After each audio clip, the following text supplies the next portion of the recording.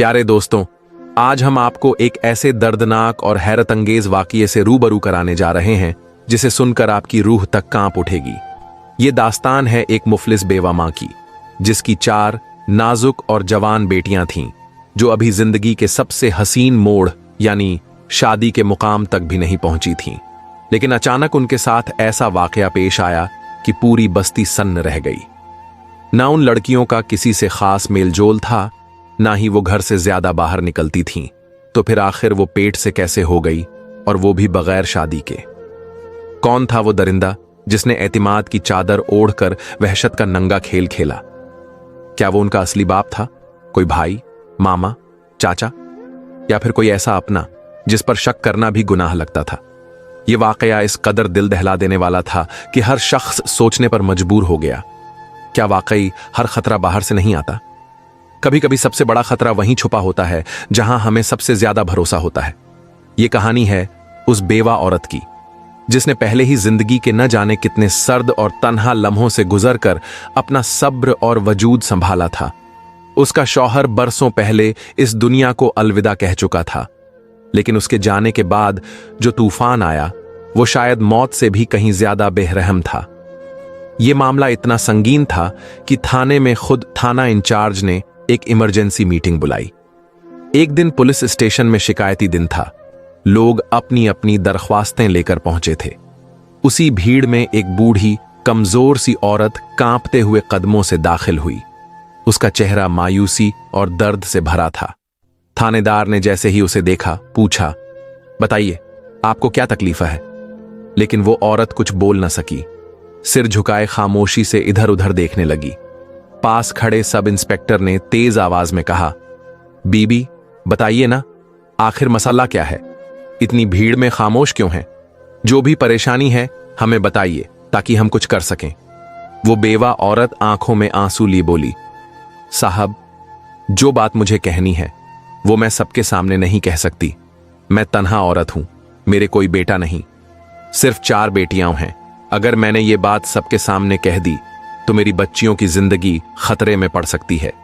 मुझे डर है कि कोई दरिंदा रात के अंधेरे में हमारे घर में घुस ना आए। थानेदार कुछ देर सोच में डूब गया कि आखिर ऐसा क्या राज है जो ये औरत सबके सामने कहने से कतरा रही है। लेकिन उसकी आंखों में सच्चाई और खौफ साफ झलक रही थी। थानेदार ने इशारा किया, ठीक है, इस बेवा अम्मा को अंदर ऑफिस में ले चलो, अकेले में बात करनी है तो सुनी जाएगी। 2 महिला कांस्टेबल उस बूढ़ी औरत को थाने के अंदर ले गईं।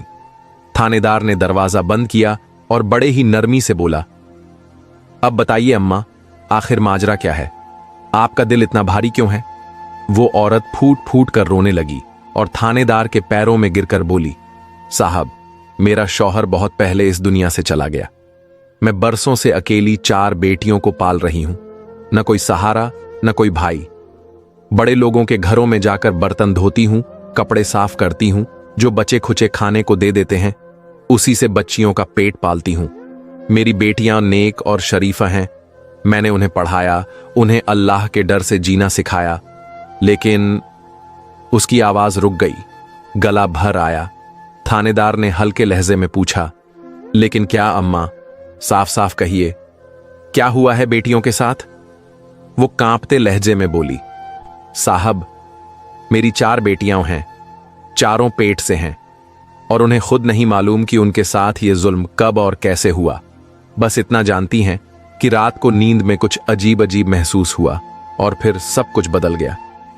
थानेदार की आंखें हैरानी से फैल गईं। एक पल को पूरे कमरे में सन्नाटा छा गया। क्या 4 बेटियां और किसी को कुछ पता नहीं? नहीं साहब, और अब मुझे डर है कि कल को यह इल्जाम मेरी बेटियों पर न लग जाए। मैं इंसाफ चाहती हूं, मैं आपकी पनाह में आई हूं, अल्लाह के वास्ते मेरी मदद कीजिए। मैंने कभी किसी से शिकवा नहीं किया, ना इस बात का कि मेरी जिंदगी फाकों में गुजरती है, ना इस बात का कि मैंने जिंदगी को सिर्फ एक मां बनकर जिया, एक बेवा मां।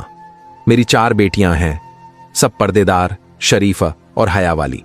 घर से कभी बाहर नहीं निकली, हमेशा सर पर दुपट्टा, आंखों में शर्म। मेरी दुनिया बस यही बेटियां थीं। सब कुछ जैसे तैसे चल रहा था। लेकिन एक दिन मेरी बड़ी बेटी की तबीयत अचानक बिगड़ गई। मैं उसे लेकर गवर्नमेंट अस्पताल पहुंची। डॉक्टर ने रिपोर्ट देखी और एक झटका दे देने वाली बात कह दी, आपकी बेटी उम्मीद से है। मेरे कानों ने मानो सुनने से इनकार कर दिया। क्या? ये कैसे मुमकिन है? मेरी बेटी तो अभी तक शादीशुदा भी नहीं। हॉस्पिटल के उस ठंडे कमरे में मेरी रूह कांप गई। मैं उसे घर लाई और गुस्से, डर और शर्म के तूफान में बह गई। मैंने उसे पीटना शुरू कर दिया। बता, किसका है ये बच्चा? किसके साथ तूने अपना मुंह काला किया? वो चुप रही, रोती रही। फिर मेरे सामने हाथ जोड़कर गिड़गिड़ाई, अम्मी, मुझे नहीं मालूम ये सब कैसे हुआ। मैंने कभी किसी मर्द से बात तक नहीं की, न कभी घर से अकेली बाहर गई। मुझे नहीं पता ये नापाक बोझ मेरे पेट में कैसे आ गया। उसकी आंखों में बेकसी और रूह की सच्चाई थी, और मैं मां थी। मेरी ममता ने गवाही दी कि मेरी बेटी झूठ नहीं बोल रही। कुछ दिनों बाद जब बच्चा पैदा हुआ तो हमने लाचार होकर उस मासूम को सीने से लगा लिया, एक मजबूरी बनकर, एक जख्म को छुपाते हुए। मगर मेरे लिए कयामत तो अभी शुरू हुई थी। कुछ ही महीनों बाद मेरी दूसरी बेटी की तबीयत बिगड़ी। डॉक्टर ने फिर वही जुमला कहा, आपकी ये बेटी भी उम्मीद से है। एक और सन्नाटा, एक और सदमा। ये क्या हो रहा है? कौन कर रहा है ये सब? हमारे घर में तो कोई आता जाता नहीं, मेरी बेटियां बाहर जाती नहीं। फिर ये किसका काम है? मैंने सब्र किया, अल्लाह पर छोड़ दिया। लेकिन फिर मेरी तीसरी बेटी, फिर चौथी, और वो सिर्फ 14 साल की थी। वो भी पेट से हो गई। अब मेरी रूह चिल्ला उठी, या अल्लाह, ये कैसा इम्तिहान है? कौन है वो दरिंदा जो मेरी मासूम बेटियों को बर्बाद कर रहा है? मैंने बहुत कोशिश की, बहुत देखने की कोशिश की, मगर कुछ समझ नहीं आया। आखिरकार मैं अपनी हिम्मत समेटकर थाना पहुंची। थानेदार के सामने सिसकती हुई अपनी दास्तान बयान की। वो सुनकर हैरान रह गया। उसने कहा, अम्मा, जब पहली बेटी के साथ ऐसा हुआ तभी आ जाती तो बाकी 3 बेटियों को बचाया जा सकता था। मगर आप जैसे मजबूर और गरीब लोग समाज की बदनामी के डर से चुप रह जाते हो, जहर पीते रहते हो, और जब वो जहर सीने में फैल जाता है तब कहते हो कि इंसाफ चाहिए। मैंने उसके आगे हाथ जोड़े, आंखों से बहते आंसुओं के साथ कहा, साहब, मुझसे गलती हो गई, मगर अब मेरी बेटियों को और तबाह मत होने दो। उस शैतान का पता लगाइए जिसने हमारे घर की 4 दीवारी को नफरत और नापाकी से रौंद डाला है। थानेदार साहब एक नेक दिल, रहम दिल और जमीरदार अफसर थे। बूढ़ी मां की दर्दनाक दास्तान सुनने के बाद वो अपनी सीट से उठ खड़े हुए और बोले, अम्मा, अब आप घर जाइए। ये मसला अब आपका नहीं बल्कि मेरा है। मैं इस शहर का जिम्मेदार हूं, और मेरे होते हुए अगर कोई दरिंदा एक गरीब मां की बेटियों की इज्जत रौंदता रहे तो मेरे थानेदार होने पर लानत है। अब ये केस मेरी निगरानी में रहेगा। आप तसल्ली से घर जाइए। इंशाअल्लाह जल्द ही हक और इंसाफ का सूरज चमकेगा। वो बूढ़ी मां अपनी चादर में आंसू छुपाती हुई खामोशी से निकल पड़ी। थानेदार साहब वापस अपनी कुर्सी पर आकर बैठ तो गए, मगर उनका दिल अब किसी और शिकायत पर नहीं टिका। सिर्फ उस मां की बातें उनके जहन में घूमती रहीं। जब थाने का कामकाज खत्म हुआ तो उन्होंने सब इंस्पेक्टर को अपने कमरे में तलब किया। सब इंस्पेक्टर अंदर आया और थानेदार के चेहरे पर तशवीश देखकर पूछ बैठा, सर, किस दर्दनाक केस ने आपको इतना परेशान कर दिया? थानेदार ने चिंता जताते हुए कहा, हमारी सोसाइटी में अब भी ऐसे शैतान जिंदा हैं जो मासूम बच्चियों की इज्जत से खेलते हैं। वो बेवा मां की 4 बेटियों को हामिला कर चुका है, और एक बेटी ने तो पहले ही बच्चे को जन्म दे चुकी है। बाकी 3 की इज्जत भी खतरे में है। ये दरिंदा दीमक बनकर उस घर को अंदर से खा रहा है। हमें हर हाल में उस हैवान का पता लगाना है। सब इंस्पेक्टर थोड़ी देर सोचने लगा, फिर बोला, सर, मेरे जहन में एक प्लान आया है, मगर दीवारों के भी कान होते हैं। इजाजत दीजिए, आपके कान में कुछ अर्ज करूं। थानेदार ने सिर हिलाया। सब इंस्पेक्टर ने झुककर थानेदार के कान में अपनी तरकीब बताई। थानेदार ने सुना और सराहते हुए कहा, बिल्कुल ठीक सोचा है, जाओ फौरन अमल में लाओ। रात के तकरीबन 10 बज चुके थे। सब इंस्पेक्टर एक बहुत समझदार बकरी लेकर उस बूढ़ी औरत के घर पहुंचा। दरवाजा खटखटाया। अंदर से वही मां निकली। उसे देखकर हैरानी से बोली, सब इंस्पेक्टर साहब, इस वक्त और ये बकरी, ये क्या मामला है? सब इंस्पेक्टर ने नरमी से जवाब दिया, अम्मा, जो दर्द आपने हमारे थानेदार को सुनाया है उससे वो बहुत परेशान है। अब जो हम करने जा रहे हैं वही उस दरिंदे को बेनकाब करेगा। आप मुझे अंदर आने दीजिए। वो घर में दाखिल हुआ और बोला, हम इस बकरी को चारा बनाएंगे उस दरिंदे के लिए। बस आप सब खामोश रहिएगा और कोई हरकत मत कीजिएगा। अगर हमारा जाल कामयाब हुआ तो दरिंदा खुद ब खुद फंस जाएगा। उसके बाद सब इंस्पेक्टर छत पर गया और बकरी को वहां बांध दिया। बकरी को ऐसी जगह रखा जहां कोई भी शख्स उसे देख या छू सके। वो वापस नीचे आया और मां बेटियों से कहा, आप लोग इत्मीनान से सो जाइए, आपको किसी किस्म का कोई नुकसान नहीं होगा। बस किसी भी तरह की आवाज या हरकत मत कीजिएगा। वो जाते जाते 2 कांस्टेबल्स को हुक्म दे गया, इस घर के इर्द गिर्द पूरी रात निगरानी रखो। कोई भी शख्स बाहर से दाखिल होता है तो फौरन काबू में लाओ। वो बूढ़ी मां जो सालों से अपने आंसुओं में डूबी थी, आज पहली बार किसी की बातों से दिल को सुकून महसूस कर रही थी। सब इंस्पेक्टर वापस थाने गया और थानेदार साहब को सारी तैयारी की रिपोर्ट दी। थानेदार साहब का दिल अब भी उसी केस में उलझा हुआ था। उन्होंने सब इंस्पेक्टर को बुलाकर पूछा, क्या सब कुछ उसी तरकीब के मुताबिक हुआ? सब इंस्पेक्टर ने सर झुकाकर अदब से कहा, जी हां सर, बकरी को ठीक उसी जगह बांधा गया है जैसे आप चाहते थे। हर इंतजाम बेआवाज और मुनासिब तरीके से कर दिया गया है। थानेदार गहरी सांस लेते हुए बोले, अब तुम आराम करो, लेकिन मैं कैसे सो जाऊं? वो मजबूर औरतें जिनकी इज्जत रौंद दी गई, वो हमारी ही जिम्मेदारी है। जब तक वो दरिंदा शिकंजे में नहीं आता, मेरी आंखों में नींद हराम है। रात आधी हो चुकी थी। चारों तरफ सन्नाटा और तारीकी छाई थी। तभी बूढ़ी औरत के घर के आसपास एक साया सरकता है। वो साया दीवार फांद कर छत पर आता है, फिर छत से नीचे सहन में उतरता है। बकरी ने जैसे ही किसी अजनबी को देखा, वो जोर जोर से मिमियाने लगी। उसका शोर रात के सन्नाटे में दूर तक गूंज उठा। जो कांस्टेबल आसपास छिपकर पहरा दे रहे थे, वो फौरन अलर्ट हो गए। यही तो तरकीब थी। जो भी उस घर में घुसेगा, बकरी उसे देखकर आवाज उठाएगी। घर के अंदर की लड़कियां और मां भी बकरी की आवाज से चौंक गईं। उन्हें भी समझ आ गया कि कोई शख्स घर में दाखिल हो चुका है। तुरंत 2 कांस्टेबल अंदर घुस पड़े।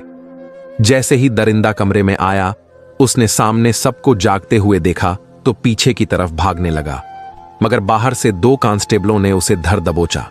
उसने चेहरे पर काले कपड़े की नकाब डाल रखी थी ताकि कोई उसे पहचान ना सके। सुबह का उजाला फैल चुका था। थाना भर चुका था। थानेदार साहब ने तमाम गैर जरूरी अफसरों और लोगों को बाहर कर दिया। अब कमरे में सिर्फ थानेदार साहब, सब इंस्पेक्टर, वो दरिंदा, बूढ़ी औरत और उसकी 4 बेटियां मौजूद थीं। थानेदार ने उसकी तरफ देखकर कहा, बता, तुझे जरा भी मेरा खौफ नहीं हुआ? क्या तू नहीं जानता कि इस तरह के जुर्म की सजा सिर्फ मौत है? थानेदार ने हुक्म दिया, इसके चेहरे से नकाब हटाओ। मैं खुद देखना चाहता हूं कि इस शहर में इतना बड़ा गुनाह किसने किया। जब नकाब हटा तो बूढ़ी औरत की चीख निकल गई, तू मेरा देवर है, तुझे शर्म नहीं आई? ये लड़कियां तेरी सगी भतीजियां हैं। वो औरत गुस्से में उसके मुंह पर थूकते हुए बोली, चाचा होते हुए भी तूने बाप की तरह हिफाजत करने के बजाय हैवानियत की हदें पार कर दी। क्या तुझे खून का लिहाज भी नहीं रहा? उसने एक जोरदार थप्पड़ अपने देवर के चेहरे पर मारा। थानेदार का चेहरा गुस्से से सुर्ख हो गया। अगर कोई गैर होता तो समझ आता, मगर तू तो सगा चाचा था। तेरी रगों में वही खून दौड़ रहा था। भतीजियां बेटियों जैसी होती हैं और तूने उन्हीं को दरिंदगी का निशाना बना डाला। थानेदार साहब ने उसकी गर्दन झुका दी। आंखों में नफरत लिए बोले, बोल, अब भी कोई शर्म बाकी है तेरे अंदर? तू इन बच्चियों का चाचा कहलाता है। वो शख्स कांपते हुए बोला, हुजूर, ये मेरा अंदरूनी मसला है। मैं इन लड़कियों का सगा चाचा हूं। आप इस मामले में दखल न दें। थानेदार ने अपनी सर्विस रिवॉल्वर निकालकर उसके सिर पर रख दी और सख्त लहजे में कहा, अब एक लफ्ज झूठ बोला तो वहीं ढेर कर दूंगा। सच सच बता, ये गुनाह क्यों किया? अब उस दरिंदे के चेहरे से घमंड उतर चुका था। उसकी जबान से हकीकत का जहर बाहर आने लगा। हम 2 भाई थे। मेरा बड़ा भाई मुझसे बहुत मोहब्बत करता था। मुझे संभालता था, मगर जब उसकी शादी हुई, बेटियां हुईं, उसकी ध्यान मुझसे हटकर अपने घर वालों की तरफ हो गई। मुझे एहसास होने लगा कि मैं अकेला रह गया हूं। मुझ में नफरत भरने लगी, पहले भाई से, फिर उसकी बीवी से, फिर उसकी मासूम बच्चियों से। वो बोलता गया और हर लफ्ज इंसानियत को शर्मिंदा करता गया। जब भाई का इंतकाल हो गया तो उसकी बड़ी बेटी जवान हो चुकी थी, खूबसूरत थी, मासूम थी, मगर मेरा दिल अब शैतान बन चुका था। मैंने अपनी भाभी से कहा कि बेटी की शादी कर दो, मगर उसने इनकार कर दिया। मेरी नीयत और बिगड़ती गई। मैंने एक मेडिकल से वो नशे की दवा ली जो सुंघाकर इंसान घंटों बेहोश रहे। हर रात छत से उतरकर घर के अंदर आता, भाभी और बेटियों को बेहोश करता, और फिर उसकी जबान लड़खड़ाई, लेकिन गुनाह जारी रहा। जिसके साथ दिल में ख्वाहिश होती, उसके साथ वह गुनाह कर डालता, फिर कपड़े पहनाकर वापस निकल जाता। किसी को कुछ मालूम ना होता। यह सिलसिला सालों चलता रहा। आज अगर मुझे समझ आ जाता कि वो बकरी मेरे लिए जाल है, तो मैं कभी नीचे ना उतरता। थाने में सन्नाटा था। बूढ़ी मां की आंखें खून रो रही थीं, बेटियां कांप रही थीं। थानेदार ने सब इंस्पेक्टर को आंखों से इशारा किया। वो आगे बढ़ा और उसे जेल में डाल दिया, और फिर कोर्ट के आदेश के बाद उसे फांसी हो गई। कुछ पल उसका जिस्म तड़पा, फिर सुकून के साथ हमेशा की नींद सो गया। थानेदार साहब ने बूढ़ी अम्मा की तरफ देखा और कहा, अम्मी, अगर आपने पहले ही मुझे ये बता दिया होता जब पहली बेटी के साथ हुआ था, तो शायद आपकी 3 बेटियां बच जातीं। मगर अब मेरा वादा है, मैं आपकी 7 बेटियों को वो इज्जत, वो सुकून, वो जिंदगी दूंगा जिसकी ये हकदार है। उसने 4 सबसे समझदार, शरीफ और सच्चे कांस्टेबल चुने और 4 बेटियों के साथ उनका निकाह करवा दिया। साथ ही नकदी भी बतौर तोहफा दिया। बूढ़ी मां के आंसुओं में शुक्र का समंदर छलक पड़ा। वो थानेदार साहब के सामने सर झुका के बोली, बेटा, तू नहीं होता तो शायद ये जालिम हमारा सब कुछ छीन लेता। थानेदार ने मुस्कुराकर कहा, अब से आपकी हिफाजत मेरी जिम्मेदारी है। ये मेरा फर्ज है और मेरा ईमान भी। कहानी से सीख, अगर जुल्म सहते रहोगे तो दुनिया और जालिम तुझे नोच खाएगी। आवाज उठाओ, क्योंकि खामोशी जुर्म को मजबूत करती है। रिश्ता हो या गैर, अगर कोई तुझे तकलीफ दे तो इंसाफ मांगो। अगर आपको यह कहानी सबक देने वाली लगी तो इसे शेयर जरूर कीजिए। जायफा वॉइस को सब्सक्राइब करें। हर हफ्ते नई सच्ची कहानियां, इंसाफ से भरी दास्तानें लेकर आएंगे। अल्लाह हाफिज।